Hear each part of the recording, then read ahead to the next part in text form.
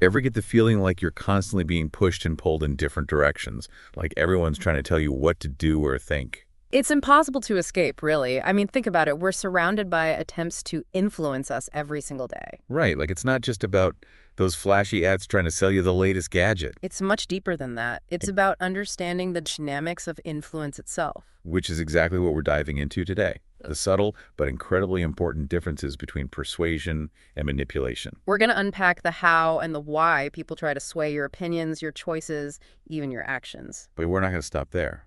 We're going to equip you with the knowledge to spot the difference between ethical influence and, well, let's just say the not so ethical kind. So you can navigate this world with more awareness, more confidence. Because let's be real, influence is everywhere, from the boardroom to your living room, even within your own mind.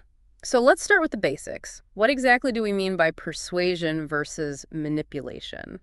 Well, they both aim to influence us, right? They do share that common goal, but it's the path they take, the underlying intention that sets them apart. Okay, so persuasion, that's like a respectful conversation, right? You present information, maybe appealing to emotions, but ultimately you're respecting the other person's freedom to choose. Precisely.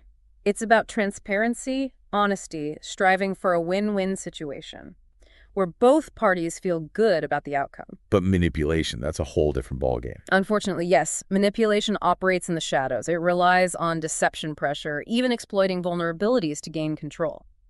So you're saying it's less about a genuine exchange and more about getting someone to do what you want, regardless of their best interests. Exactly. It's about pulling strings behind the scenes, often without the other person even realizing it. Now, here's what gets me. Don't persuasion and manipulation sometimes use similar tactics? You're absolutely right. They might both tap into emotions. Leverage authority figures, present compelling narratives. So how do we tell them apart? It all boils down to intention and transparency. Think of it like this. Two chefs can use the same ingredients, but create vastly different dishes.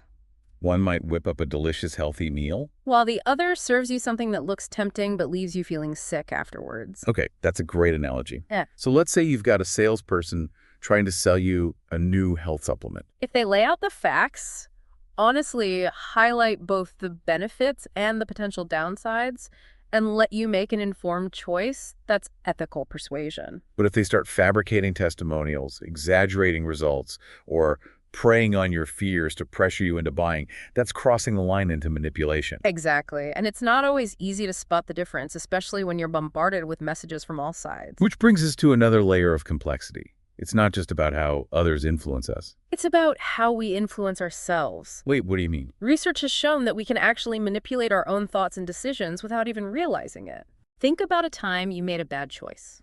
Maybe you spent too much money or said something you regretted. I plead the fifth. Well, instead of facing the uncomfortable truth, we often come up with elaborate justifications to make ourselves feel better. Like telling ourselves, I deserve this, or it wasn't that big of a deal. Exactly. We Okay. become masters of self-deception, convincing ourselves of things that might not be entirely true. So we're essentially manipulating ourselves into believing what we want to believe. Precisely. And this self-persuasion can be just as powerful as any external influence. This is blowing my mind. So how do we become more aware of these subtle influences, both from others and from ourselves? The key is to cultivate a healthy dose of skepticism. Question everything. Don't just accept things at face value. And when it comes to our own thoughts and decisions? Be brutally honest with yourself. Don't shy away from uncomfortable truths. Okay, so we've talked about the dark side of influence, but what about the good?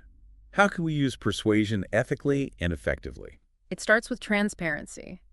Be upfront about your intentions and don't try to hide your agenda. Respect is crucial too. Absolutely. Treat others as intelligent individuals capable of making their own decisions. Don't try to coerce or pressure them. And emotional appeals, they can be powerful, but we need to use them responsibly. Instead of manipulating people's fears or insecurities, focus on appealing to their values or aspirations, their desire for a better future. So it's about inspiring people, not exploiting them. Exactly. And finally, remember that building trust is essential for any kind of lasting influence. So ditch the quick fixes and the manipulative tactics. Focus on building genuine relationships based on mutual respect and understanding. Now think about those real-world scenarios we mentioned earlier, like political campaigns or leadership roles. The stakes are high and the lines between persuasion and manipulation can get blurry. A political candidate might try to persuade voters by highlighting their experience and their vision for the future. But they might also resort to spreading misinformation or making unrealistic promises. Similarly, a leader might inspire their team by fostering a collaborative environment and empowering individuals to contribute their best. But they could also resort to intimidation or playing favorites to maintain control. The point is, influence is everywhere, and it can be used for good or for ill. As we wrap up today's deep dive, I want you to think about a time you felt influenced. Was it an experience that empowered you or made you feel manipulated? How can you use this knowledge to become a more ethical influencer in your own life? Maybe instead of telling your friend what to do, you could offer them different perspectives and support their decision-making process.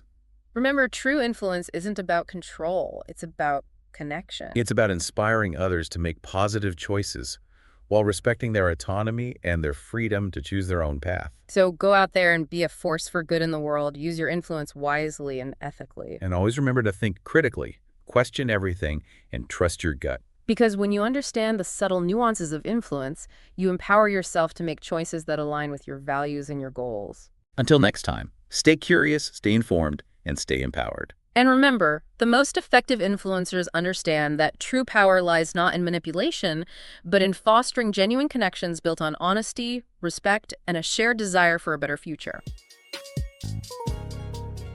Thank you for tuning in to this episode of the Deep Thoughts Podcast. I hope you found insights and inspiration to take with you on your journey of self-growth.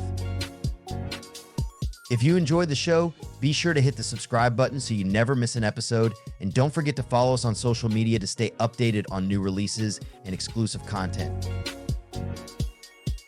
See you next time, where we'll continue to help you grow and explore your full potential.